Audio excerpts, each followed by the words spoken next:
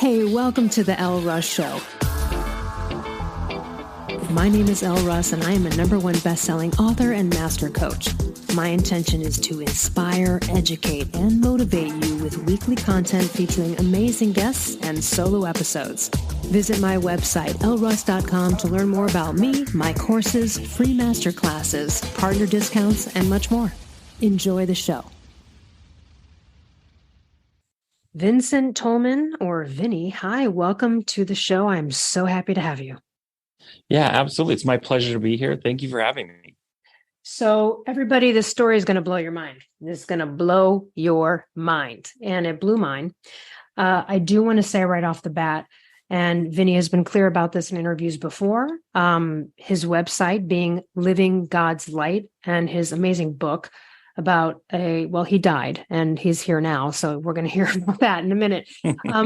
But what I do love about you is I want people to go forward right at the beginning, knowing that you are about all people, all faiths, all belief systems, even though you use the word God, and people will find out through your story what that's about. So I just don't want anyone to be turned away that he uses the word God, because I myself don't believe or use that word, or is not associated with a specific religious text. And yet I got so much from what Vincent had to say about his experience. So I just want to say that to the audience right off the bat.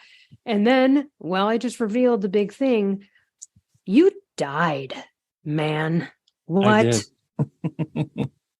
What happened? I was doing some experimenting with different supplements, and me and my best friend at the time, we experimented with a new supplement we were getting locally for many months, and it became so popular we went online. But what we didn't realize is the stuff you're getting online is not the stuff you're getting in the stores. And by 20 times, it's not the same. It's 20 times stronger. So we ended up taking a supplement that was toxic to us, me and my buddy. Yeah. And that's what did it. It pushed us past the poison point, and it became poisonous or toxic for us. And myself, I went in a restroom of a public restaurant, and I passed out in the restroom, and then I aspirated right there on the floor. And that's where I died. That's where my death actually occurred, was the public restroom of a restaurant on the floor. The worst, and everyone listening is like, okay, that's like everyone's worst nightmare, to go that way, of course. No one wants that. Also, I love the just inherent warning about supplements and things like that. I am in the health industry, and I will tell you, look, I've taken things that other people take regularly, but I took a higher dose and got really dizzy and lightheaded for hours. So, hey, be careful, everybody. Be very careful, but also be sure that what you're getting is what you're getting. When we ordered this, we ordered it. We were very cocky. We were 25 years old, both of us. And when you're 25, you're a lot more cocky than you are when you're 45 or 55 or 65, And at 25, we thought, it smells kind of like the same stuff. Let's just take a dose and see where it goes. And we couldn't even read the instructions, because the instructions were written in Thai. And Thai is a scripted language. So, Could you mind us telling me what was the actual substance? So this is a product. This was back in 2003. So it was a few years ago. But back in 2003, what was very, very popular were these relaxants that helped your healing process of the muscle tissue. And this one was specifically called furanone dihydro, or furanone dihydro. And what this did is it would help your muscle tissue recover in a 24-hour period instead of a 48 or 72-hour period. So if you wanted to go work out chest, you could do chest every day. You could do arms every day. You could do legs every day. And, when people are... Which is already suspicious, right? Like, as you're even saying that, I'm like, yeah, that's not really... Yeah, I love it. But it does use the natural process. So it is using the natural process. It's a lot like giving yourself human growth hormone assistance, or it's like just allowing the muscle tissue to recover quicker. And really what it's doing is it's essentially relaxing the body to flux or flush the lactic acid out of the muscle tissues so that it can heal a lot quicker. Yeah, and it was a precursor to the GHB, plunge that America got put into right after the fact. So, Right. and in fact, it did convert itself into something like GHB in your body at the time.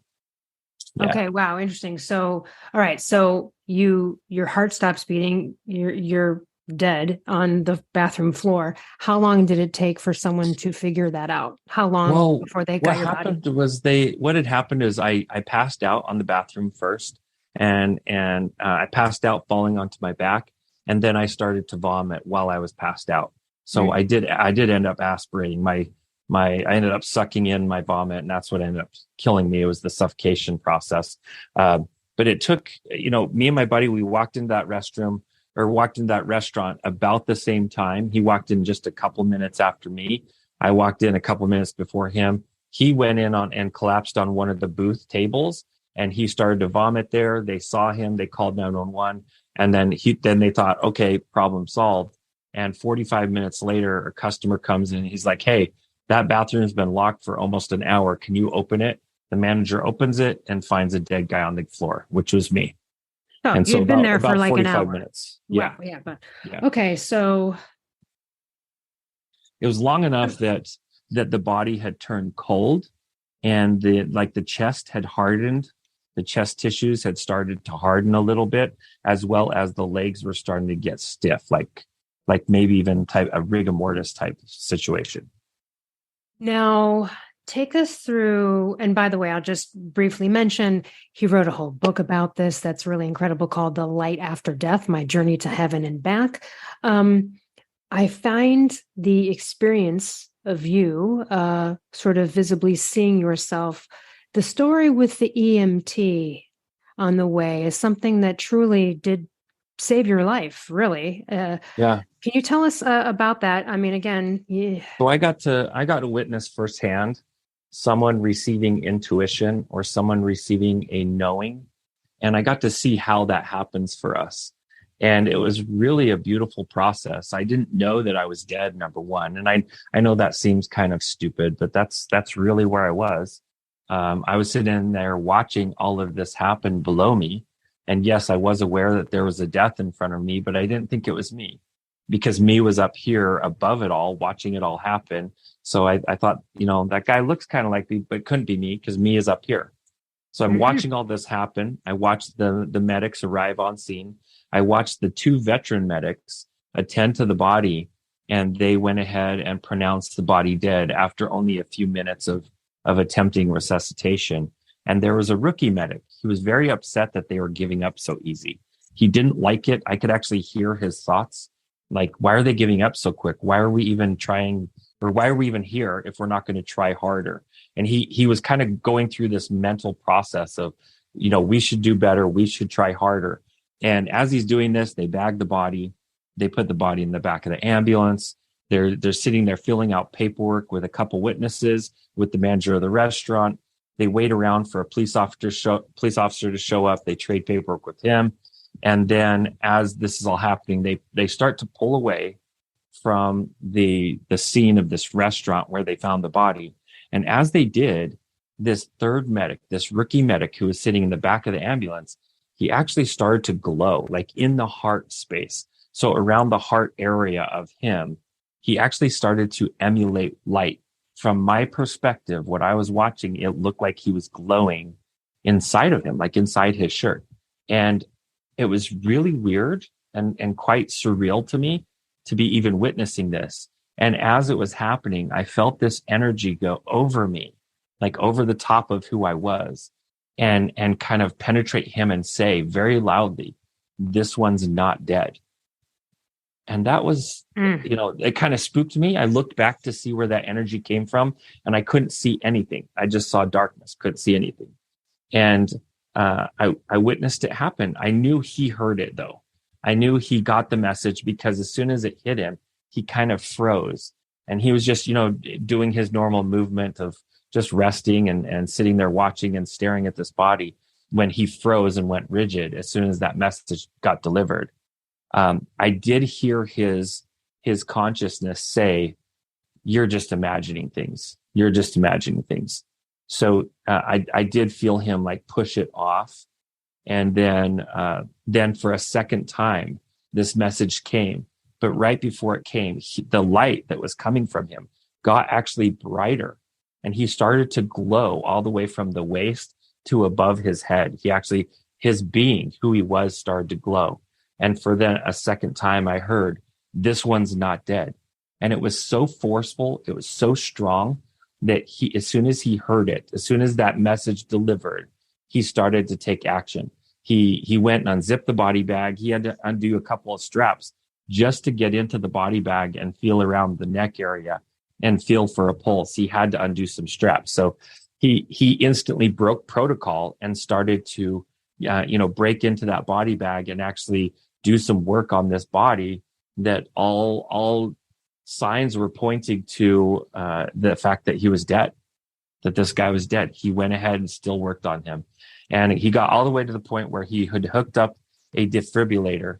And this defib machine, when you hook it up, it does a round of alarms, and then it charges the body with electricity to restart the heart or to activate the heart. And he got to the third round. So he'd been through 2 rounds and through failure. And by the third round, he got an actual steady heartbeat to start up. Now, on the second round, though, he did get a single heartbeat. And that can sometimes happen. It could be sometimes like a misread on the monitor. But the third round, he got a steady and faint heartbeat to start. And that's where the miracle begins, because when this all happened, they were less than a block from a trauma center that was ready to meet this body and start working on it and getting it back. It's just probably one of the most chills. Before we go on, did you ever have a chance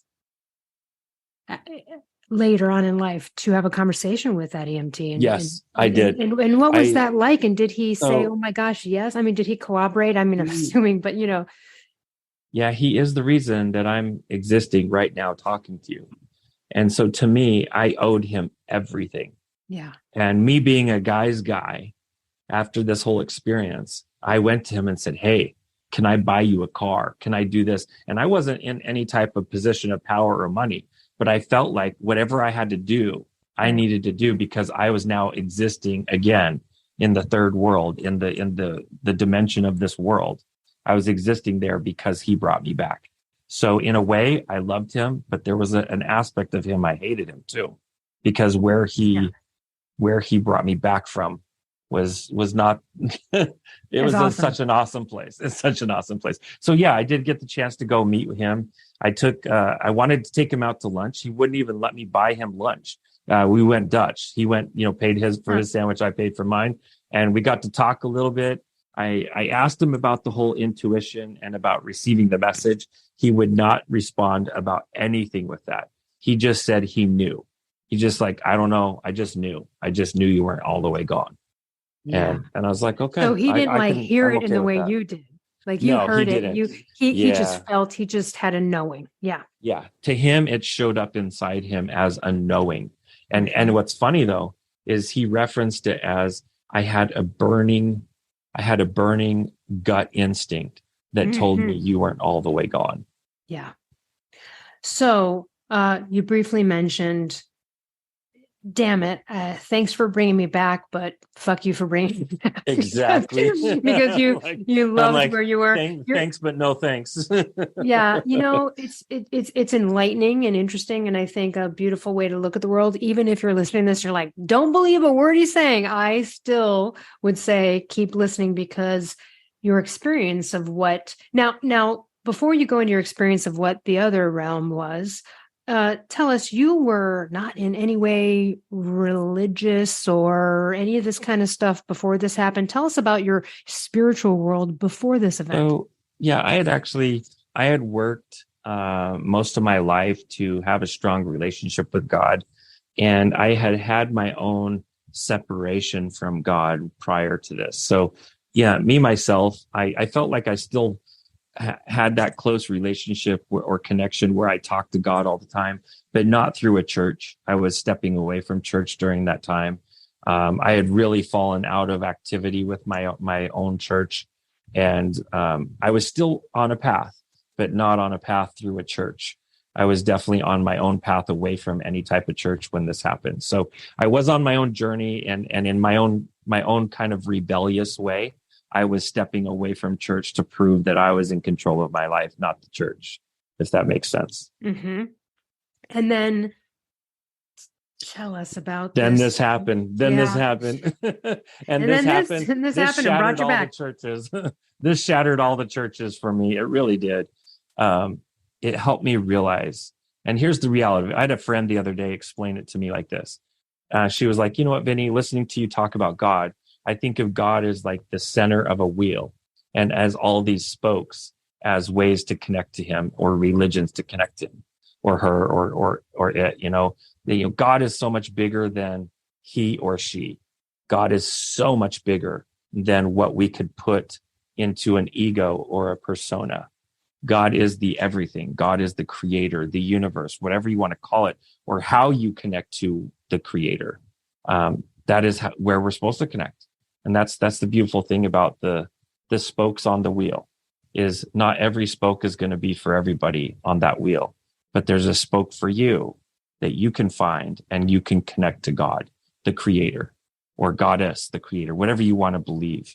But there's a way to connect to divinity. And that's what my nonprofit's all about. Living God's Light is to teach people within their paradigm of religion, if they have it, or with a paradigm of no religion, they can still connect to the inner divinity with their own inner connection to the inner divine.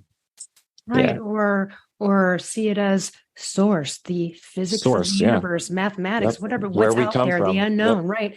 Anything. That's how I look at it. I look at it as a collective, not a person. Some people see it as a person attached to a story. One of the things I love about your experience up there is, unfortunately, religion and certain religious teachings of a variety of faiths have, put other people down or not. People are less than or not, whether it's gay, whether it's this, whether it's that. You had some preconceived notions until you were in this other realm and you realized, and I thought it was beautiful, like there's no race, there's no religion, there's no bad, good, there's no one's being judged. Tell us and take us through that amazing, and what did you say? It felt like you were there for 3 days or something, or the time was off. Yeah. Yeah, I ended up being there for 3 days. I was brain dead and in a coma for 3 days. And so during those 3 days, I was doing my own journey. I joke around that I was on my tourist visa to heaven, because I was only there for 3 days. And then I was kind of kicked back out. I wasn't allowed to stay, even though I definitely wanted to stay. My free agency was completely removed off of me, and I couldn't stay anymore. I was forced back. Yeah. And that's where it is. And heaven is this real place. It's our source. It's our home. It's where we come from. It's much bigger than just a place. It's bigger than a dimension. It's bigger than a place. It's bigger than any type of destination our brain can put into our thoughts, or our thoughts can put into our brain. It is such an elevated state of being. And that's where we all came from. All of us, every single one of us, we came from there. And we get to go back there if we want.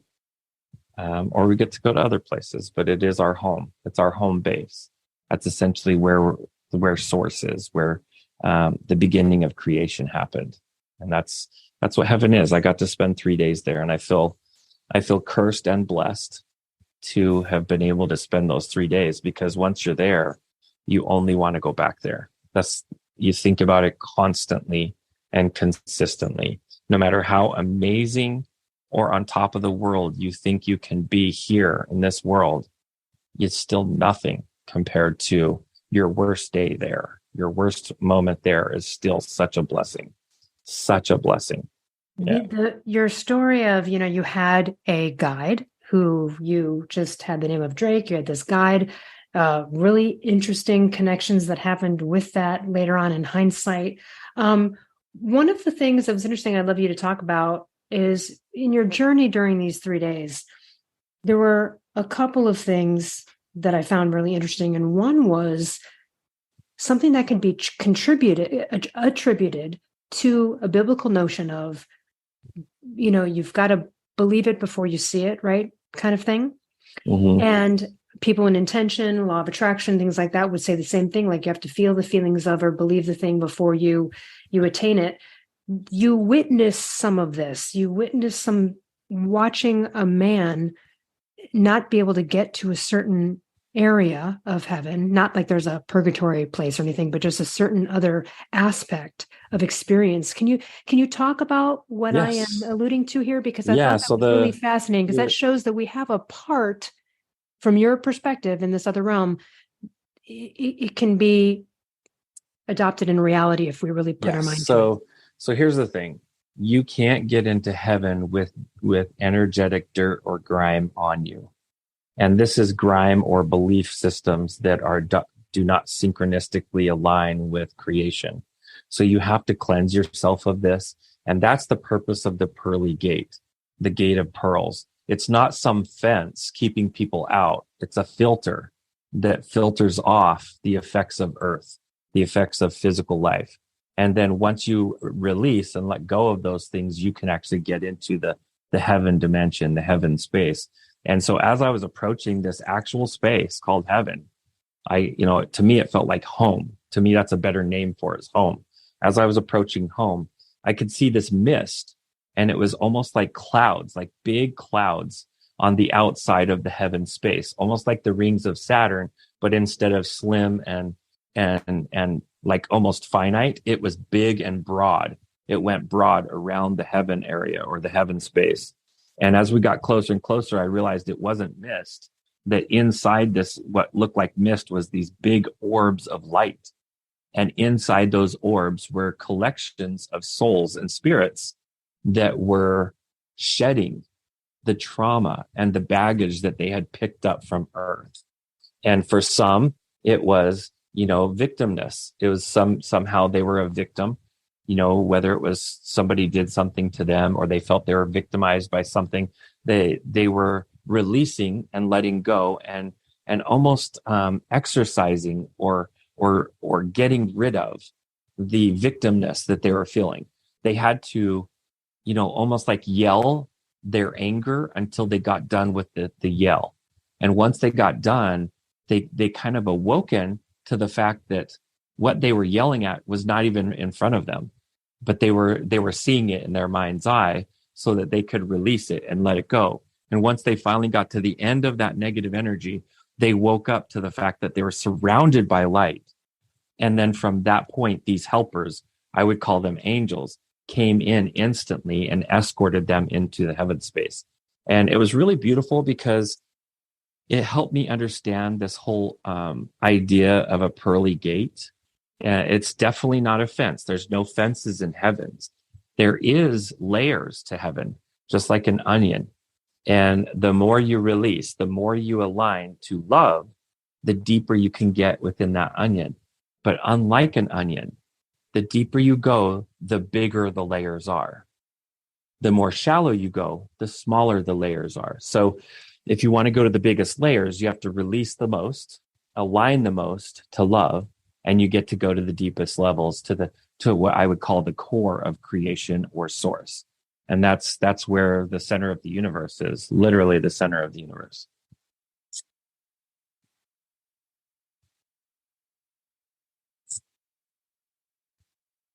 And that's what this life is all about, is figuring out, where are you in the universe? Are you on this path of catching the trauma or building the trauma? Or are you in the path of releasing the trauma, letting go, and finding out your core of who you are, and following that core, following that authentic self? Yeah. I love that you do say, because authenticity in my mind reigns supreme. And that was one of the things you've really said. Yeah, that was the first thing. It was the first thing I learned. And I thought for sure, it's going to be love. Everybody says it's going to be love. That's the most important thing. And my guy, Drake, he's like, no. Love's important. And I love that you think it's so important, because it is. But authenticity is actually more important than love.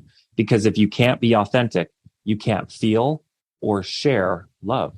Yes. And isn't it funny how you would think love would be the most important, and until it's kind of like authenticity is the bucket. And until you have that bucket without holes in it, you can't hold or share love. And then once you do have the bucket, you can hold love, you can share love. But if you don't have that bucket without holes in it, because if it does have holes, if there's holes in your authenticity, you can't carry that love for very long. It's just going to pour out of that bucket, and you can't share it either. Yeah, no, I love this. And tell us, like, give us a little rundown in your mind of how you see that term, authenticity. What does that mean to you? What did Drake tell you about? And what was your experience about that particular word? I love in this life that we get to see the most authentic people. They are either under 5 years old or they're over 85 years old. And isn't it kind of funny how when you're coming in this life and when you're leaving this life, you are extremely authentic, like very authentic. But somehow in between, we really lose that authenticity and start, putting up different masks for different people because we think somehow it's going to protect us or keep us from being vulnerable. But it's quite amazing to me that I learned from the experience that it is the vulnerability that allows growth. It is the vulnerability that allows authentic nature and authentic loving and authentic caring. And those who don't have any vulnerability have no purpose for caring or love. And so it's amazing to me. I did learn 10 very strong principles while I was there, and authenticity was the paramount principle, the first thing I learned about. And then the second one was understanding the purpose of life. That, I was raised in a Christian church, and I was raised to believing that life was a courtroom. We come to life to be judged, either good or bad. And then we kind of like the Willy Wonka moment, we go down the save chute or the garbage trap. Like we are either good or we are bad, and God is sifting and sorting us. And I was allowed to see that was very far off, that life has always been a classroom and a self-elected classroom, meaning that we get to take on what we want to take on. And if we want to take on a hard life, we're going to learn a lot. We're going to grow a lot. If we want to take on an easy life, we're going to learn less. We're going to grow less. So, some of us who have volunteered for these really rough, hard lives, we've done it on purpose so that we can grow a lot in this time period. And, life has always been a classroom. It never was a courtroom. It would be so nice for people listening to shift that and not to blaming yourself for, so he's saying I asked to be, beaten by my parents for the first 10 years of my life. No, but I think what you mean by that is take it and use it to fuel you. Take it as a blessing in a way to... And think about this, a piece of steel in a blacksmith's hands. That piece of steel hates the blacksmith until he or she is done being made. And once he or she is done being made in the blacksmith's hands, the steel, it now becomes a knife or a sword or a great work of art. And that's the hard part, is when we're being shaped and we're literally being pounded physically, metaphorically, or energetically. When we're being pounded into the shape that we are going to become, it is hard to see that and say, I would never elect to do this. But after it's done, when you see the after effects, the actual end product, you can easily look back and say, you know what? I did choose this. Now I see. Now I see that I chose that. And I'm grateful that I did, because it made me who I am today. And I can say that honestly, being a heavily abused kid myself, that I during the abuse, I would have punched you in the face if you said I chose it. But now, after the abuse, I look back and know for a fact that it happened for a reason. And yes, I did elect for it. I did. And in my higher contract of life, I did elect to it, because we come down to this earth and it's not random. We feel it is, but it's not random in any way, shape, or means. We start out our life contract with an empty worksheet, and we check the boxes. We check the boxes of what we want to happen. And it sucks, because when we're there in heaven, when we're there at home, we're so surrounded by God's love. We think we can take on the universe. We do. And so sometimes we're checking boxes that once we get here, we're like, no, I would never want this. And then it happens and we're like, okay, maybe I did want it because I learned from it. But It's hard to see it from inside the earth paradigm, but once we get outside of the paradigm of earth and see the eternal paradigm, then we understand, oh, I was just a fine knife in the blacksmith's hands, and I didn't like being sharpened and shaped and tempered and forged until later. Yep. And that's what it's all about. What's the end product? I want to segue that into, from what you just said, the toughness of what we might choose and how that person might learn more. Then guess we shouldn't judge other people's shit shows, should we? Because, nope, we can't. Right? And let's talk about judgment. Let's get into judgment. Yeah. So we can't. In fact, that was one of the hardest principles. So I did learn 10 principles. So, and it's funny, I didn't even know there was 10 principles until we wrote it in a book. And then my partner that was writing it with me, he was like, hey man, there's 10 principles here. There's 10 very distinct principles. So until that point, I didn't realize I actually learned 10 principles while I was in heaven. But here they are. I'll say them real quick. Be authentic. Understand the purpose of life, that life is a classroom, not a courtroom. Love everyone. Listen to your inner voice. Use technology and influences responsibly. Release prejudice. Exercise the power of thought and creation because they are the same. Avoid negative influences. Understand there is purpose even in evil. And know that we are all one in the end. Know that to harm one is to harm another. To love one is to love another. And you know, you come to prejudice. You mentioned prejudice. I was raised in a family where I had 2 Korean. Now this is a podcast. You don't know, but you probably know I'm probably a white male. That's what I sound like. So hey, you hit the mark. I'm a white male. And follow up to that, I was raised with 2 Korean sisters, adopted, and I always felt like they were my heroes and I was their hero. Like I was always trying to protect them. They were always trying to protect me. We were raised as abused kids. And so we really stood up and supported and helped each other our whole lives. And what happened is I felt that I was like the least prejudiced person out there. I really did. And in my experience of getting to heaven, we came to this principle of releasing prejudice. And I told my guide, Drake, I said, man, I have nothing to release. I'm the least prejudiced person you'll ever meet. And he goes, well, what do you think about prejudiced people? And I'm like, I hate those mothers. I'm like, no way. Those guys are bad. They're evil. And I was thinking of all these people that would make judgment of my sisters or make judgment of me for defending my sisters. And I really hated them to a very deep level. I hated prejudiced people. And so Drake showed me, he said, do you realize what you have become? And he's like, and I go, what do you mean? And he showed me, he said, you have joined the prejudiced nation by hating prejudiced people.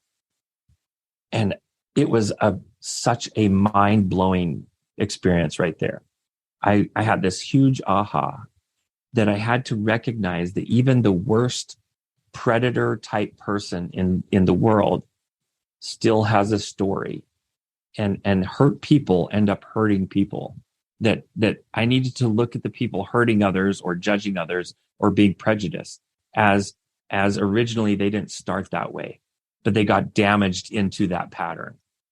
And once I understood that, there is some bad people, but most of them are formed through their experiences and their victimhood. So I learned that to the core of even a prejudiced person, there is a core of light. And I could love that core, even when the outward side is being prejudiced or being naughty or whatever, not honoring their own light. So I had to release prejudice against prejudiced people, because if I didn't, I was going to join their ranks. And that's not what I wanted. I didn't want to join their ranks. And so that was a big one for me. That's a tough one to hear. It is. Because I got to say, like, sometimes I am, you can be like, well, fuck that bigot, right? Yep. Or, you hear something and you're like, that's misogynistic, or that's racist, or that's this. And guess what? We're joining that term when we call, not when we call it out, but when we judge it, we're joining that party. And we don't want to join the prejudice party, not a party. Well, I think, when I had compassionate people over the years have taught me to look at it in this way of, and I think I naturally go there now. I think I've been through some stuff in life and things can make you empathetic when you weren't normally. And I think there can be some empathy there and some compassion for someone who's in a state of bigotry, right? Yep, versus counteracting with it with that same emotion. Yeah. Even though, look, it's upsetting when someone says something like that, let's say, right? And we see just blatant bigotry.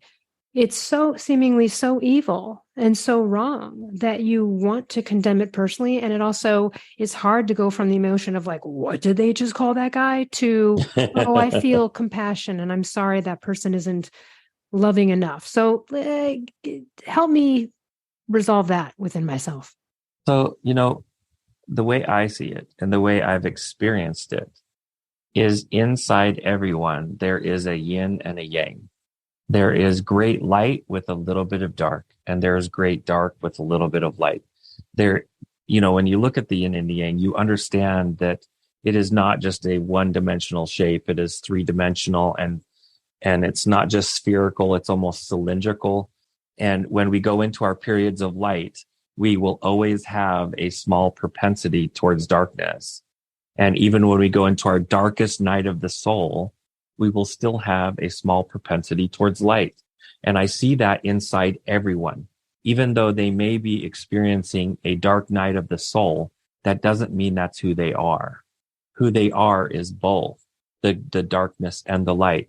And within all of us, that's something for us to learn, that there is good within everyone. There is bad within everyone.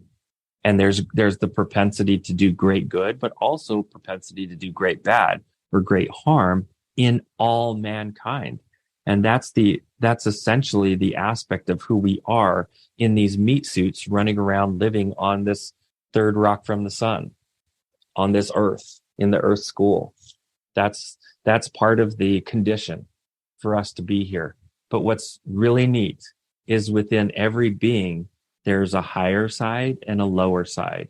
I call the higher side the soul or the spirit. And I call the lower side the ego or the body. And ego is an acronym for edging God out.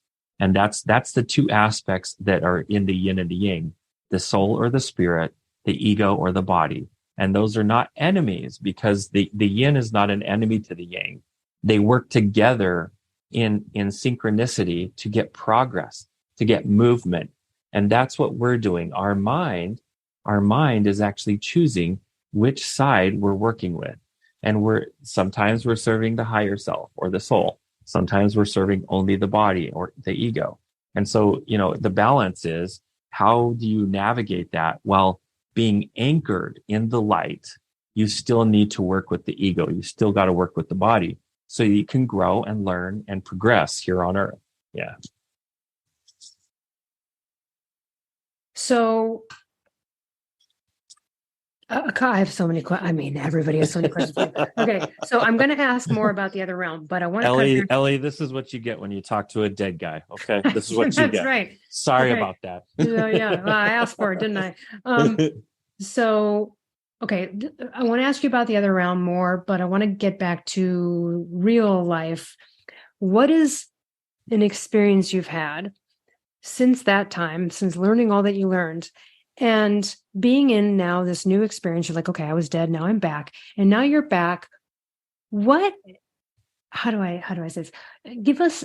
There's had to have been a moment where you would have normally reacted pre-death self to something or thought something or had a react, whatever. And I'm sure something happened. You're like, oh, that's interesting. My old self would have seen it this way. Can you give us what are some of those so we can see the kind of change in you? I've got thousands and thousands. I've got thousands and thousands, but one experience specifically really helps play into my experience as well. So I'll share this one. right after I came back, I woke up from this 3-day coma. I was totally fine. The neurologist said I was a miracle boy, or a freak of nature, that this just doesn't happen. You don't come from, less than 5% brain activity back to normal behavior. And I did. So, I proved science that I proved to science that we don't know everything. We don't. Just because we know how to track the past or track the history doesn't mean we know everything. But here's what happened to me is before my experience, I was very self-serving about my career, about my success. I was getting into amateur bodybuilding. I was very into that at the time, dating. That led to your downfall a little bit with the supplements. Yeah. So I was very much into the nightlife. I had worked in TV and film. So I was very much into this like ego-driven career. And I wouldn't say I was full of myself, but I definitely was. And then after this happened, I went through my phone and I started deleting phone numbers of people that I knew were good. I mean, kind of good, but mostly bad. But also people that I just judged were going to be a bad influence for me. I went through and thousands of numbers I cleared out of my phone. And I got to a point where I had, I think, 30 or 40 phone numbers in my phone. And those were people I knew were going to be a loving support, a loving structure for me. And I knew I needed to start rebuilding myself. And right after this experience, I met the love of my life. I met my twin flame, my soul partner, Andrea. And when I met her, one of the first things I noticed about her is she had the effect like heaven on me. And for instance, I wanted to go to a family reunion because she wanted me to go to the family reunion. But before my experience, that would have been like the last thing I'd want to do on a summer day is go waste a summer day at a family reunion. I would want to go to a beach or go to Key West or go do something fun. But no, she's like, hey, your family's having a reunion. You're going to be there.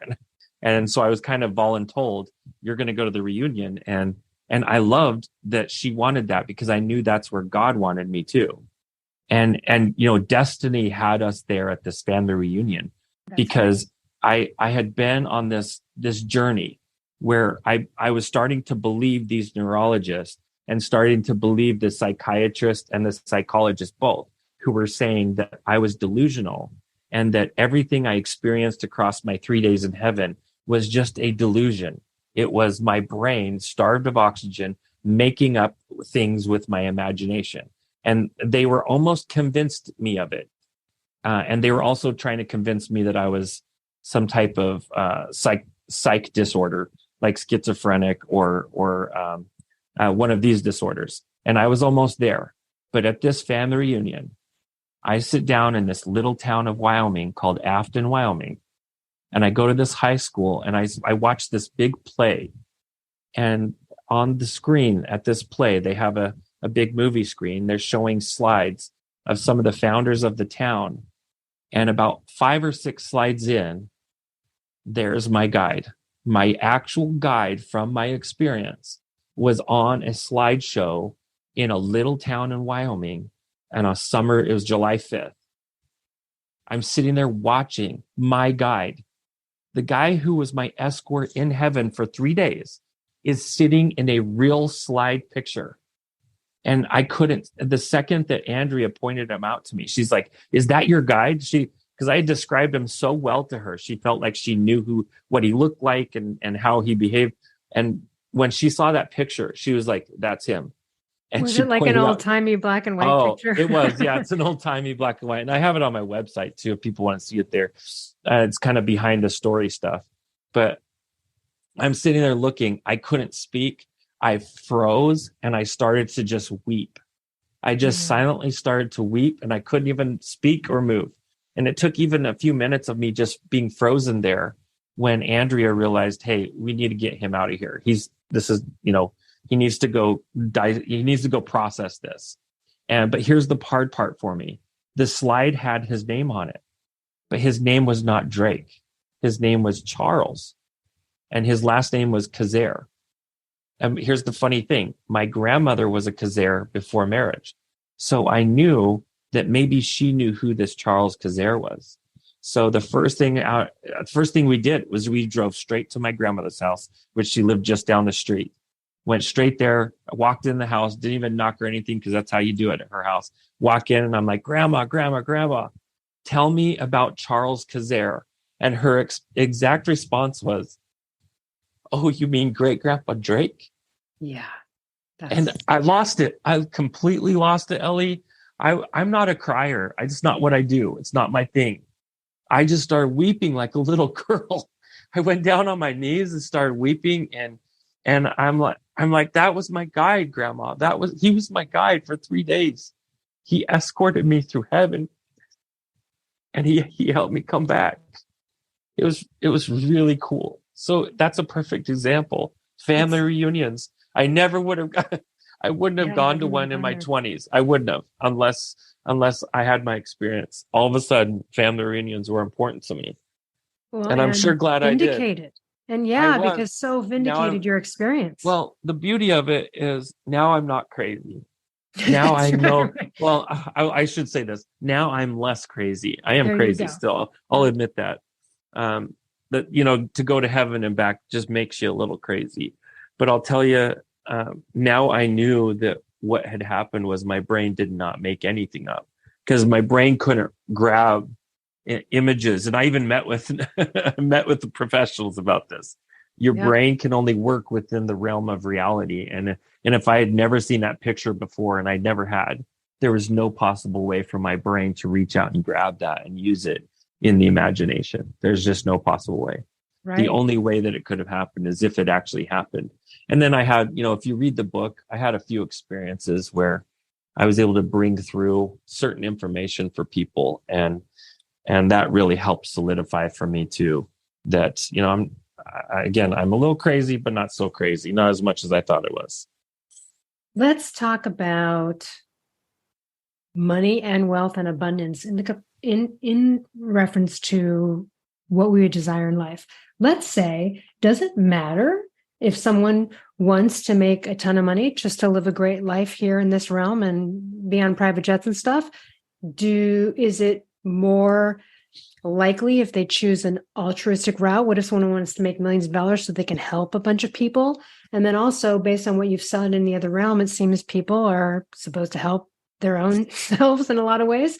So how in terms of intention, what we want in life, whether it's a career thing or something, I mean, people can still be ambitious out there. You're not saying, hey, just walk around in love in a toga and we're all good. So for the people out there that are ambitious and seeking these things, it's not good nor bad, is it? But how could they get there quicker if they're connecting is authenticity and all of these things, the true path to abundance too? Yeah, abundance is a big factor. It's still a big factor about success. But the hard part is you've got to strike a balance where you're able to use the abundance to keep the soul's progression going. Because here's the thing with abundance. It could be your best friend when you're in a soul progression, or it could be your worst enemy, because it could really put you in a cocoon of not growing your soul at all. So kind of the same way where a lot of success gurus say, if it doesn't challenge you, it's not growing you. If it doesn't stretch you, it doesn't grow you. That's how your soul is. And if you're not able to, be challenged by that, then, and sometimes wealth can do that. Wealth it can serve to help you or harm you. But here's the great thing. You get to choose. So choose that your wealth is there to help better the soul. And one of the biggest things that I profess in my work, because I work with people every day as a coach, and I work with people guiding them on their path, on their individual path, is I work with them to understand that they need to build that direct connection with God, or whatever version they want to call God or the universe or source. They need to build that direct connection, because what will happen is when they're on that path of success, their intuition will speak up and say, hey, part of your success is for this or for that. And if they'll follow that, they get given even more. And what's really beautiful about that is I've seen people go from these extremely wealthy lives of misery to extremely wealthy lives of joy and abundance, where they're surrounded by people who really care about them, not shallow people, but real people who care about them. And that's how you get it, is following that direct intuition, that direct connection to the creator, to source. And that's where you'll get the best direction. That's the best coach there is, right there. Yeah. Where does faith come into play with all of this? So faith is a belief in what is not seen but known. And for some, faith is going to be, well, I have faith that the sun's going to come up tomorrow. We don't know it. There's a good chance that it's going to happen, but it's still a small sense of faith there, right? Well, another amount of faith is, well, this doesn't make sense, but my prompting says I should do it. That's a big chunk of faith right there. Yeah. That takes a lot of faith. And believe it or not, that's sometimes the biggest growth is taking the baby steps in the right direction to follow intuition or follow the path of growth, even when all your logic and all your sense says, no, don't do this. This is scary, or this could harm you. You want to follow that intuition and grow. And the fuel to it that allows you to follow that intuition is faith. And here's my faith. I know for a fact that the creator wants us to grow. And if that means I'm going to get a prompting to do something and I follow it, I'm going to grow more. I'm going to keep following those promptings. And that's the way I live my life. It's the way I live my whole existence now. Yeah. Yeah. So many of these things are things I talk about in my second book. Faith is an amazing thing. It's really, when we talk about like intention, the feelings of believing you've already received a thing before you have, whatever that is, right? Whether it's a promotion or whether it's love. I've seen this in my life, right? Yeah. Yeah. I've actually seen it through the experience that the power of abundance is to put the abundance train in front of the actuation train. So like make the feeling and the sense and experience of abundance happen. And then what would have brought that abundance shows up.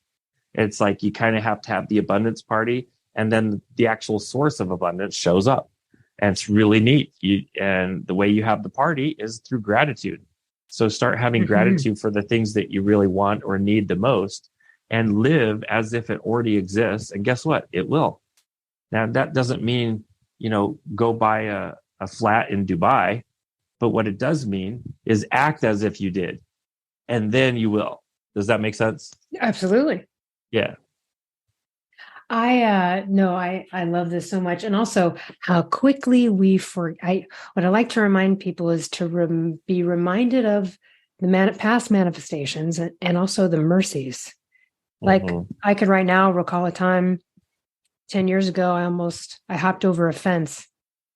I shouldn't have. Okay. It was, it was like on a mountain, and it was obviously someone's like just land. It was not like I was breaking into a property, but on my way over the fence, it almost punctured through my wrist. Like it could have just absolutely devastated me. And I, to this day, when I kind of recall things, I'm just like, oh, the gratitude for just that moment, right? But how quickly we forget that, right? And I'm not every day reliving it, but I'm saying that it's nice sometimes to take inventory of some of the mercies, right? Did you almost get into a car accident last week and now you're over it already, when you felt so grateful in that moment afterwards? But we forget so quickly, right? And same with some of these manifestations.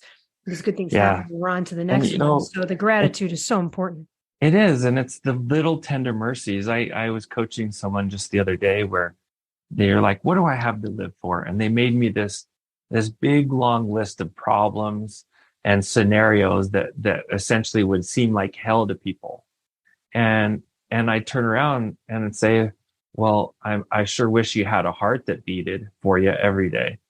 And they're like, well, I do. Oh, what? How come we didn't put that on this? I sure wish you had two pairs of feet or 2 feet that you could walk on every day.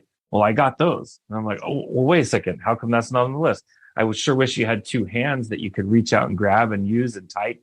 Well, I do. And it's like, you got to really reach out for the things that we're always taking for granted, even something so simple as we're looking at in the mirror. Be grateful for it. And when we're grateful for what we have and really grateful, like feeling gratitude for it, we will be given more. Source brings us more. Creator brings us more. But source and creator can't bring us more when we're taking the little that we've got and we're saying, oh, poor is me. Then universe thinks, oh, poor is this person. We need to bring more poverty to this person. And it's like, people can mentally get themselves out of that cycle through gratitude. And it is 100% an attitude of gratitude that allows you to climb the ladder of energy. And that energy can be this life, the eternities, everything. It is so important to use gratitude. Gratitude is the muscle that climbs up that ladder. I can only imagine that after this experience back then and throughout these years, tell us some of the ways that you used these principles that you've learned to attain something you wanted. Because I imagine that after this experience, I'd be like, it's almost like, oh my God, I can't wait to go use this magical stuff I didn't know about before. Right. So I'd love to hear some interesting ones where you're like, where back before, prior to the death, you might not have been able to manifest, whether it's an experience, a thing, or would love to hear any stories you'd like to share on that. Well, one thing that I love to showcase, and I do it with some small groups, is all of us have access to our guidance team. All of us. And our guidance team is the love and energy that's around us in lots of different forms. It's the love and energy that's around us. And what we can do is we can plug into that guidance team and we can ask for stuff, something really simple, and ask with love in our heart and watch how quickly that stuff gets handed to us. For instance, it could be, I was at a little photo shoot with my wife and my daughter, and there was this big staircase full of people. And the photographer said, man, I wish that people would just clear off of this staircase so we could get a couple good pictures. And I said, well, let's sit back for a moment. Let me ask everyone's guides if they'll move off the stairs. And without saying one word with my mouth, within about 2 minutes, every single person had cleared off of the stairs. And so then we went and took our picture. And then as soon as we were done, a bunch of people came back to the stairs, and they're sitting there and going back and forth, up and down. But it's really amazing without saying a single word, just using love. And I lovingly broadcast out there, I would love if you could move away from the stairs so that we could have a picture. And we didn't have to say a word. All I did was think it and plug that into that love network, that energy network. And it happened. We sat and watched it happen in front of us. And what's really great is that is an actual algorithm or a program that we can use every day with everything in our lives. So plug into the gratitude, use it all the time. But if I had sat there and sat with like a victim mentality, man, I wish people would just clear off this stairway. Then more people would have come onto the stairway. I would have had more of the problem because I was thinking from the idea of a victim.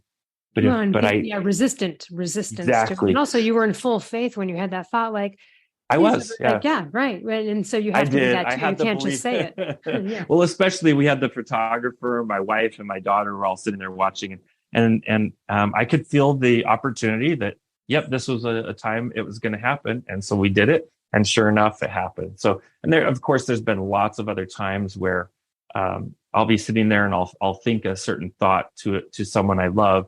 And I'll literally watch them go do exactly what I thought them to do.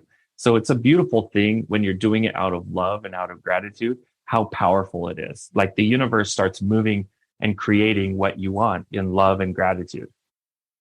So you're still a human being. I know it might be a little crazy. No, still a human being.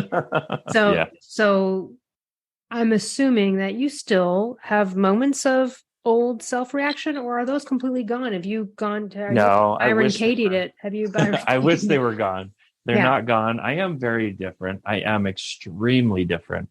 I process the universe. I process life completely different, but I am still a human being. And let me restate that. I still am a spiritual being on a human experience. And I'm in this human experience. So I've got a human side. So definitely I battle it. My biggest battle, though, is my battle of happiness, because I got to live the ultimate life and be in heaven. And then I came back to what seems like hell, and that's earth. But here's the funny thing. your best day on earth seems like hell compared to heaven. That's what's amazing. That's what's really amazing, is how much love is out there for us on the other side of this life, on the real side, on the eternal side, where we actually truly exist. That's so full of love that your best day here on earth will seem like hell compared to that. That's what's so amazing to me. So, real strong comment here, question. But I'm assuming some people who think of it, if you loved it so much, why didn't you take yourself back there? Because you could have. I almost did. I almost did. did. I was lining things up. So back then, if you remember, this is 2003. Google wasn't the number one search engine back then, but I used a search engine called Ask Jeeves, and that was kind of like the main search engine back there. I went on there and I asked Jeeves. I put most dangerous jobs, and I found there was 2 jobs that if you did them, they wouldn't let you buy life insurance. And number 1 was being an underwater welder. And number 2 was to be a crab fisherman, a king crab fisherman. So I looked into both. I didn't have enough qualifications to be an underwater welder, but I did have the qualifications to be a crab fisherman. So I actually signed up. I went on one of these wait lists that they'll call you and you can go do a physical test to see if you could do it. And then I met my wife. Then I met my fiance, who became my wife. And, we met in April. We got married. Meeting her made you want to have a human experience a little bit longer. Absolutely. And I knew that I was going to marry her. She knew she was going to marry me before we even went on one date. By the 3rd time talking to each other, we knew we were going to marry each other. And that's kind of where God needed me to be. He needed me to, I refer to God as a he, but truly to even call God a he is a downgrade, because God is not human, and he and she are human terms or physical terms, and God's so much bigger. But God really needed me to have this slice of heaven, and I found that through Andrea, through my wife. And so that's what's kept me here. That's what's kept me from returning, because I did. I got a question about this. So crab fisherman and then like welder, why not just kill yourself? Like why choose I'm going to go get a profession where maybe it's dangerous and maybe I die? Or like, was it just a subconscious thing that you were looking at dangerous professions? What's funny is I had the thought, why don't you just drive off this cliff? And I actually drove up to the top of this area. It's called Squaw Peak. There's this one part of the road you could drive off. You're essentially going to die. And my guides showed me what was going to happen. They showed me I was going to be a fiery wreck, that I would survive as a burn victim, and I would exist like a vegetable for decades as a burn victim, being fed through a straw. And I knew that would be a hell I didn't want. That this hell that I was experiencing was still better than that. So you're like, I'll get the dangerous job, because then that way. I figured if I went because nature took me, it wouldn't be circumventing the system, allowing the system to do it. You're still trying to control the waves, and then they're nope, here's a girl. I was trying to play Plinko. I was trying to throw myself into the danger chamber on Plinko, Oh my God, I love it. All right, well, listen, I could really talk to you for hours, but in wrapping up in the next few here, livinggodslight.com. Talk to us about how people can work with you, if they want to coach with you, how can someone get more of you to help themselves? So what I do is I function through a nonprofit. It's called livinggodslight.com. And people can reach out, they can connect to me there. I do offer individual sessions, group sessions, that kind of thing, where I plug into my intuition and I help people plug into their intuition and grow that intuition so that they can learn to get a better connection there, where they can, get their own directions in their own life. And so that's what I do. And to me, that's my divine life purpose now, is to help awaken the light inside of you so that you can have your own personal connection to the creator, to source. And that's my mission. That's what I do. It's a dream job. I'll tell you, it really is. It's the closest thing to heaven when I can feel like I'm making a difference, not just in my own life, but in other people's lives. Yeah, bringing your experience of it here and helping people experience, a slice of it here. They can. Yeah. And I guess also really not be scared of death. Can we just end on that? I mean, it sounds like Oh from yeah, what I'm you said, excited. no one I should mean, be. Yeah, you were like wanting to die again after that. So I was on a flight with my family a few weeks ago, going out to Georgia, and on the way there, we hit some real bad turbulence. And I turned to my 13-year-old daughter, and I'm like, honey, we almost got to get back to heaven. And right. it You was were like, awesome. oh, dude. Yeah. What's funny though, she was like, Dad, you can't say that. And I'm like, actually, I'm one who could. And then after a little bit, she's like, you know what? You're right, Dad. That would be really great if we could all go. I'm like, eventually we all get to go. And I look forward to it. I really, really am looking forward to it. I don't run away from turmoil or whatever is going to happen is going to happen. I hope it's quick when it does happen. And I get to be right back in heaven where I was before. But you definitely don't fear it. Not at all. I'm not going out and doing silly things to encourage it, but at the same time, I'm not running away from it in any way, shape, or form. I'm excited for it. I love it. And hopefully people can see it that way too after hearing you, and maybe their lives here will be a little bit better without that fear with anything I'm looking forward to. It just changes how you might operate here on earth. It does. And fear can be, to release fear can really open up and empower you, but to have fear can cramp you and contain you and even create a paradigm. So don't let it be there. It doesn't serve us. I love it. Everyone check out livinggodslight.com and his book about his experience. Thank you so much for joining us. It's just really so incredible and amazing. And of course, this is your life. You hear it all the time, but thank you for sharing your story with us. Well, thank you, Ellie. And I really appreciate your work. I really appreciate that you're one of these, I would call them a light worker, because you're helping people find their light, whether it's through, personal health, mental health, financial health. Like you're out there trying to help people find their light. So thank you for being a light worker yourself. And I really, really appreciate all that you've done and you're going to do with your work. So thank you, Ellie. I love it. Thank you so much. And for everyone else, we'll see you next week. Hey, listeners. Over the years, a ton of companies have approached me to collaborate, but I will only promote companies whose products I believe in and that I actually use and consume on a regular basis. So let me tell you about some of my favorite companies that I can offer you discounts for. Rep Provisions, an amazing company doing incredible things for our planet, topsoil, and animals with regenerative agriculture. And it's my #1 source for quality pasture-raised meat and chicken. Visit repprovisions.com and use code L15 for 15% off. I'm also obsessed with a company called Carnivore Crisps. They make a lean, all-natural, and delicious alternative to conventional snacking, made with just real meat and real salt. Totally addictive, and my favorite ones are the beef brisket and the ribeye. Visit carnivorecrisps.com and use code PALEO10 for 10% off.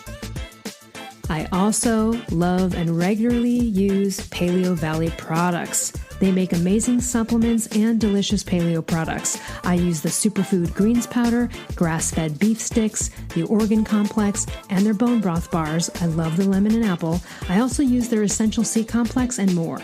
Visit paleovalley.com/promos/Elle Russ for 15% off. I also love Primal Kitchen. They make delicious paleo-approved, gluten-free, grain-free, soy-free, and no refined sugar products. And I use them daily, from their collagen powders and sauces and marinades to their avocado and olive oil. So good, so healthy. Visit primalkitchen.com and use code L10 for 10% off. I also love paleo powder and use it almost on everything I cook. They make incredible seasoning blends, and they also have these incredible grain-free coatings that feel just like crispy breadings that you would have had prior to knowing that there's another way. So visit paleopowder.com and use code L15 for 15% off.